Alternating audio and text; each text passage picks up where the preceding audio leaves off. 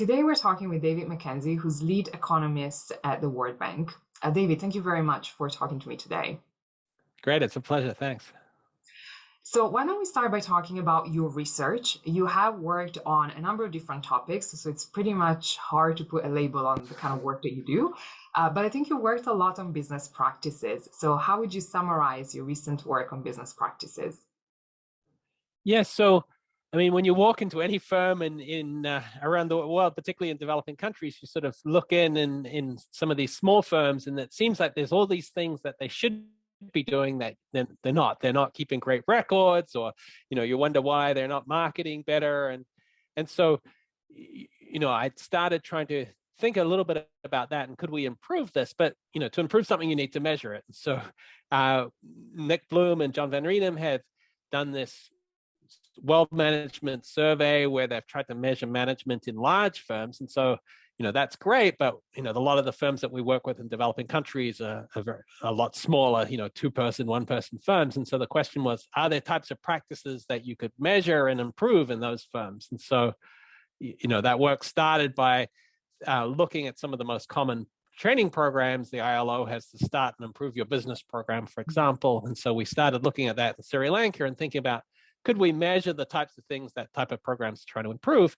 And then, does that matter? And so we did that in Sri Lanka, and then I've done that systematically in a number of other countries and trying to measure in a sort of standardized way the types of practices that you would think all small firms should be doing. And we've found that firms that do more of those practices grow faster and earn more profits, and that seems to be good things for these firms to be doing.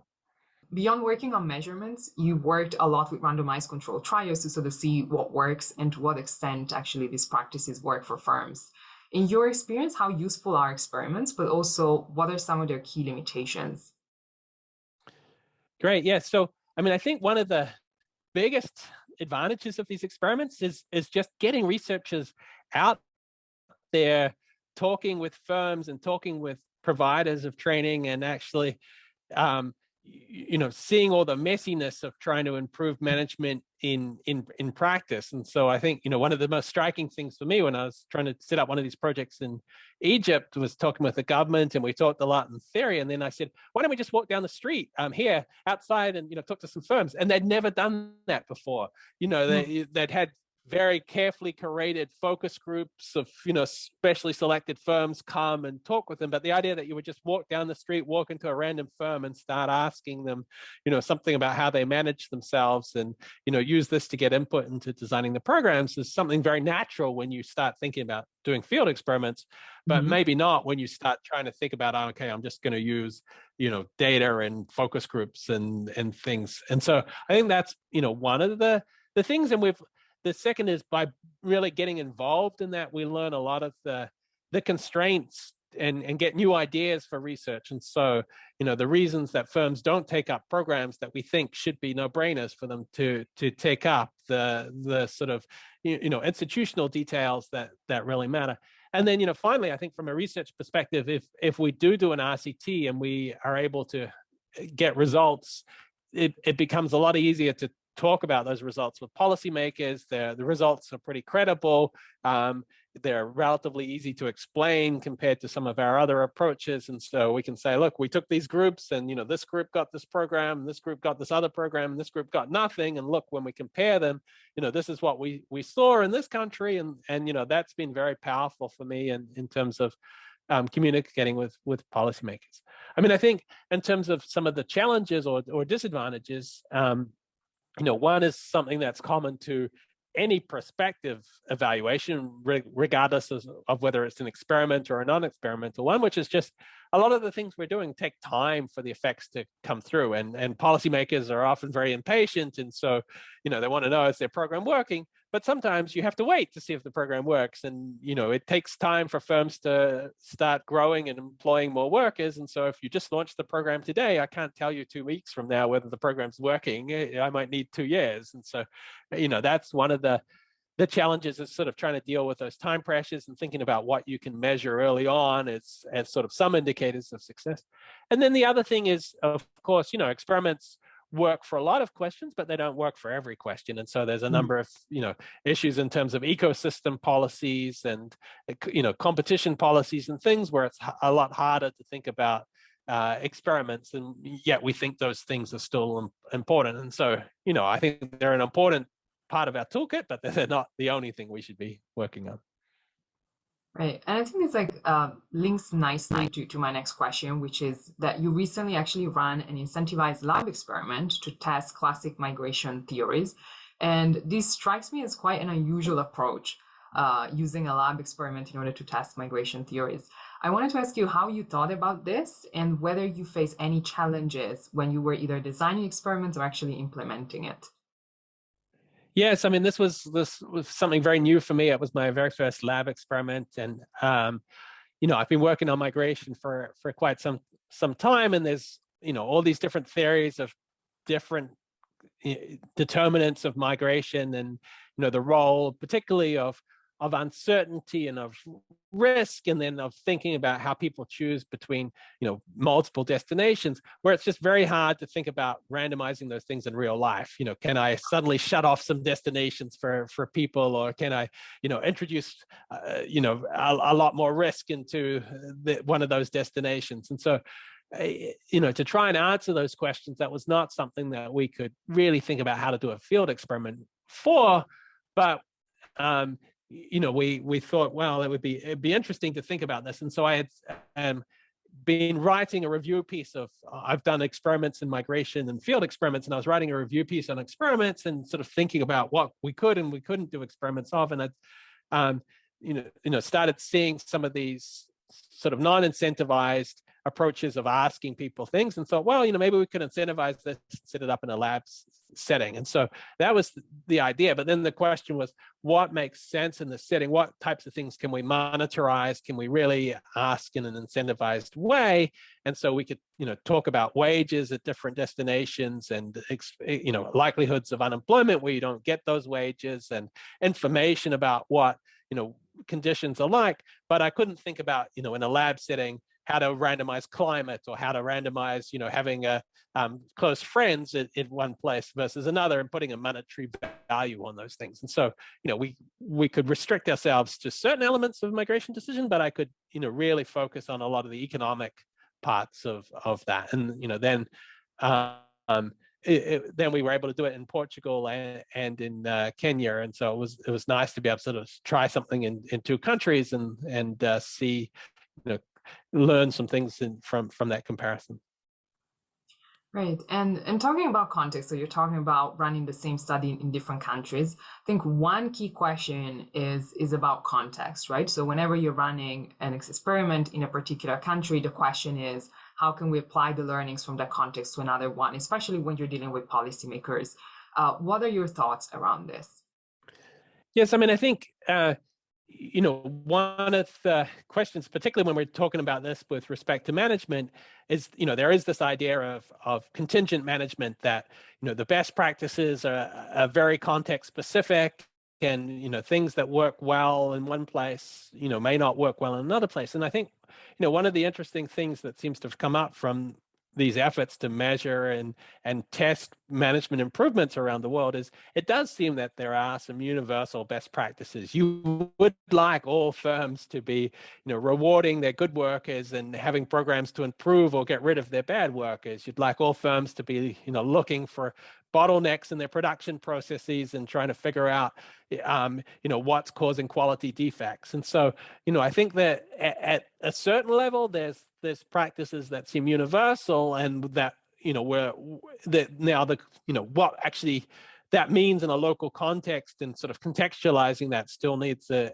bit of it. But I think there's sort of a mid-level where, we know that we'd like firms to be productive. Management seems to help them be more productive, and there's certain management practices that are useful. So that's, I think, one thing. I think the other sort of part of this gets at, the question of whether this is something, of sort of proof of concept or efficacy trials, where we want to see, is it possible to do something somewhere? Can we get a badly managed firm to turn around? maybe the way we do that in an experiment is not the way you would do this as a policy. So, as one example, as a proof of concept, in India, we hired Accenture Consulting to go in and give 700 hours of consulting services to badly managed textile firms. Now, this, we're not suggesting this as a policy, but we're really hitting, them with the biggest hammer we can find to sort of say, if we really put everything in and try and improve management, does it actually make a difference, or does it not? And once we've got that, then we can say, okay, now that we can see that management causally improves productivity, can we think of a way that might be scalable, that you might want to actually do this in a policy context? Does it make sense, to help individual firms, or you just sort of, so there's a whole lot of follow-up experiments and questions that come through, and then we, so with those India results, for example, we took those to the government in Colombia, and they said, this is great, but now how can we do this on a larger scale, at a cheaper price? And so then we tested experimentally an alternative where we worked with smaller groups. It was sort of a third of the cost of one-on-one consulting. We could, get firms to learn from one another. And so, I think no one experiment stands alone, and you want to sort of build on each one, and we build on the body of knowledge. And I think that's also how we help get out of those concerns that everything's sort of very context specific, and that one thing, if we find something's working across a range of countries and we keep experimenting and learning, hopefully we can build this broader body. Right, thanks for that, David. I'd like to talk a little bit about some of the technicalities, if you will, of running experiments. And so in particular in economics, pre-analysis plans, pre-registrations are becoming more and more common. And in the field of management where I work, they're just starting to sort of become part of the conversation. I'm wondering how useful you think that they are, and also whether you have any suggestions for researchers that are using them for the very first time. Great, yeah. So, I think this sort of, they were motivated a lot in terms of usefulness to the profession, with concerns about replicability and with, specification searching, with people sort of going into an experiment and then, looking and finding one outcome that seems to work. If I test 20 outcomes, I can find one thing. And so, the idea with pre-analysis plans was, let's be very concrete up front about exactly which outcomes we're going to measure, and then report all those outcomes, and then we can be sort of more confident in the results. And so this was sort of, in some sense, a credibility signal. But I think, that doesn't suggest, that's sort of one reason for it. But I think as an individual researcher, there's a lot of reasons why, even if there wasn't this part of it, it can be useful to do. And so let me just mention a couple. And so one is, I think it's incredibly useful to have this discussion with your partners, whether it's an incubator or a government or an NGO, up front about what does success concretely look like. Like, if this program works, what's going to show up in the data? And sometimes once you have that discussion, it actually changes how you implement that program, because you sort of work through that causal chain, and they say, I really want this program to generate new innovation, but actually, look, I'm not targeting the types of firms that are probably going to do that. And, or, I think this is going to generate employment, but, when I think about it, what's that channel? That channel is probably not going to show up for 5 years. And, is there something else that I really care about there? And so, being on the same page about, what is this program really trying to do? How's it going to work is useful in the design phase. And then the second thing as a researcher is, from a measurement stage, setting out that pre-analysis plan really helps in terms of designing follow-up data collection methods. And so if I sort of set up a survey and say, okay, here's my key outcomes, and here's my causal chain. And then, we all have this tendency when we design surveys to want to ask all sorts of questions. And so our surveys get way too long, and we get told, okay, you have to cut half an hour off this survey because no one will answer it otherwise. And so having that pre-analysis plan where you've prioritized, okay, these are exactly the outcomes I measure, I need to ask this question to do it, then really helps me in sort of thinking through, and also making sure I didn't forget to ask something, right? And so it's also easy when you're writing these questionnaires to get so embedded in it that you forget to ask something really basic that's key for your outcomes. And so I found it really helpful for that. Now, when you first start doing this all sounds great. And there's this temptation to get carried away and write incredibly long pre-analysis plans. And so I think a lot of us who started doing them, tried to think of all the contingencies that could happen where, oh, if I find this, I'll want to ask about this, this, and this, and maybe I'll want to look at these subgroups. And you ended up with these, 30, 50, 70-page pre-analysis plans from people, which were incredibly time consuming to produce, were really cumbersome for others to read and see whether you'd actually followed, and then made for very boring write-ups afterwards if you sort of tried to write up everything that you said. And the sort of idea that they were trying to help prevent against specification searching. Well, if I specify that I'm going to look at 100 outcomes, then it doesn't sort of help that much. And so I think one of the things that, I think there's been sort of a move towards more moderation and say, let's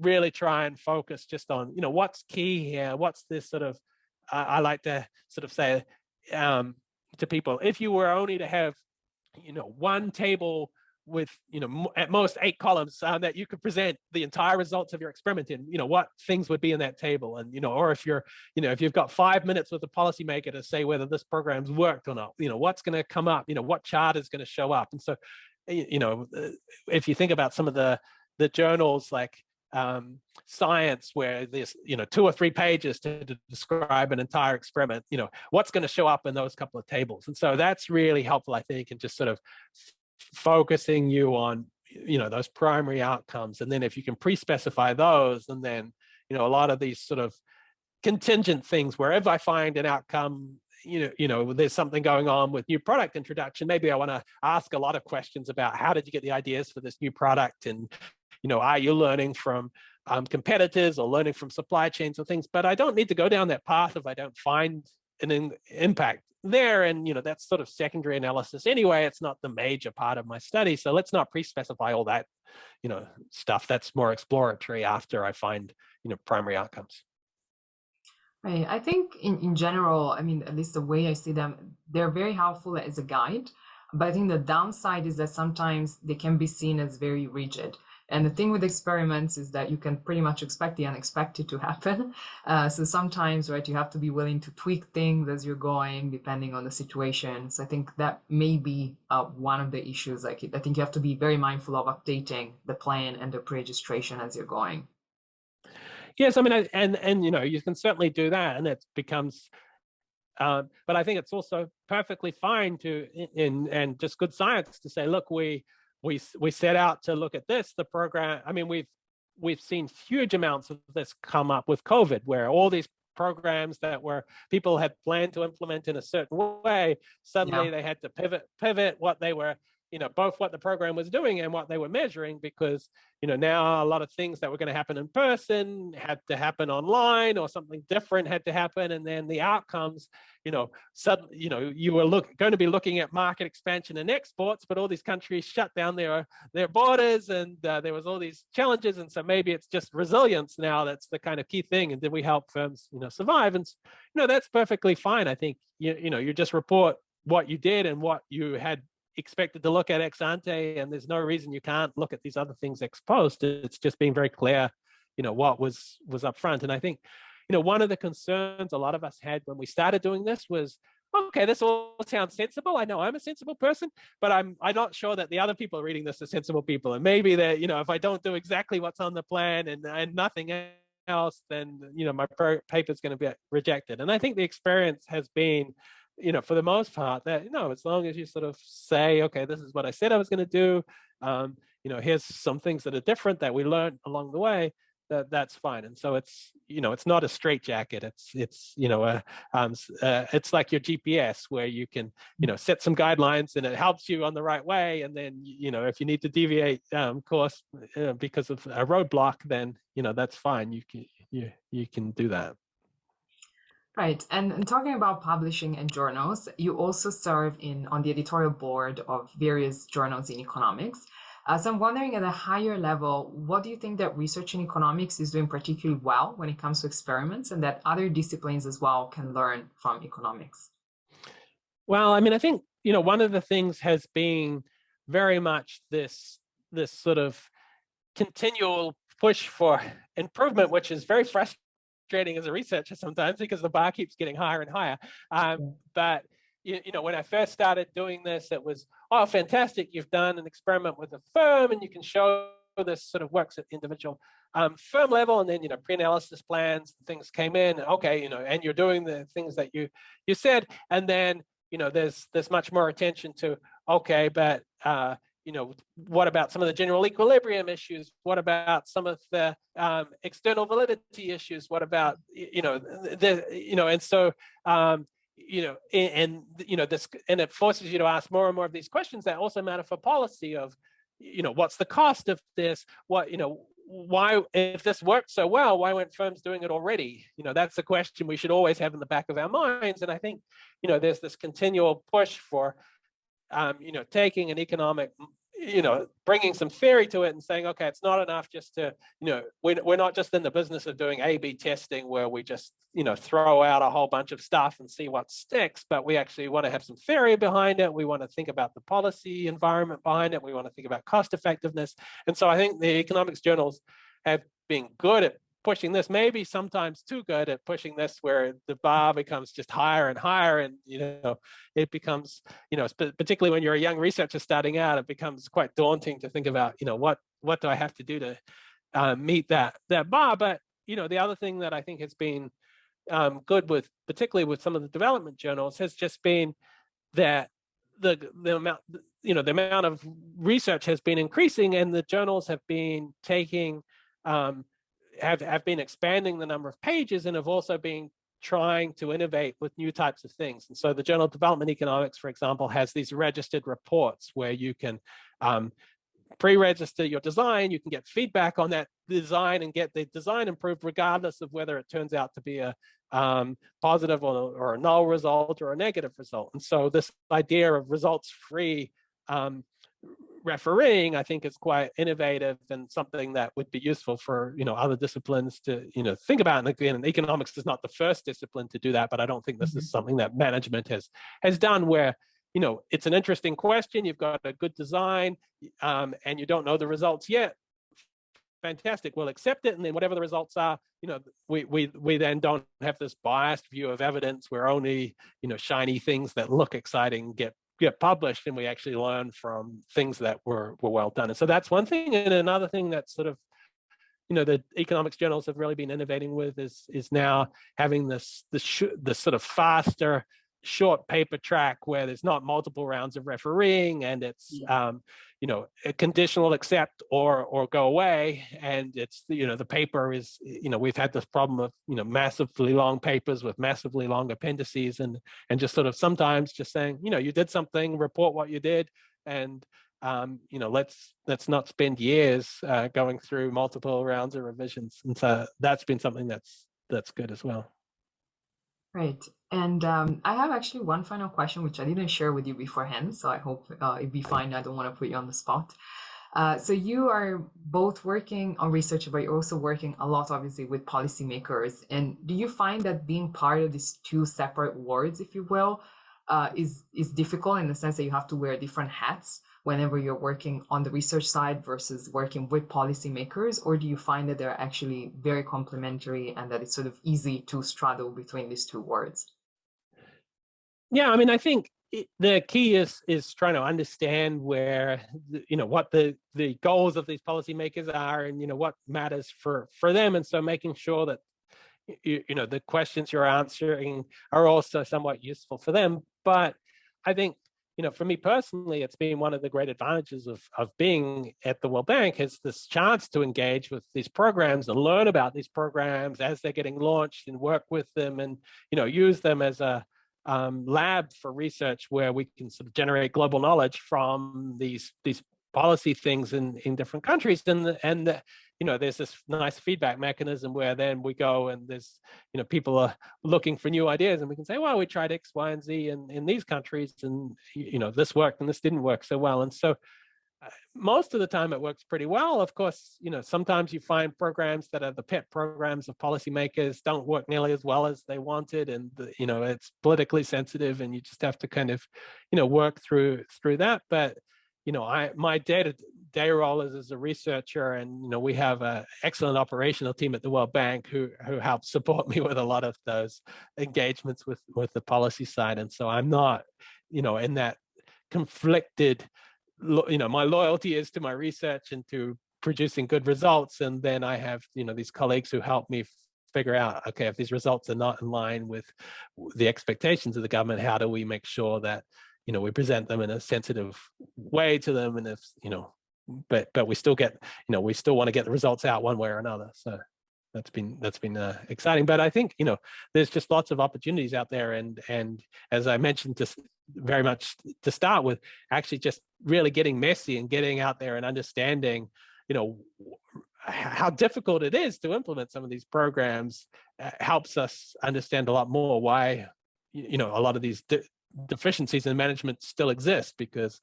otherwise you sort of say, isn't it obvious? Why is everyone not doing this already? And once you start trying to improve these things, you realize there's a lot more barriers than you potentially thought about ex ante.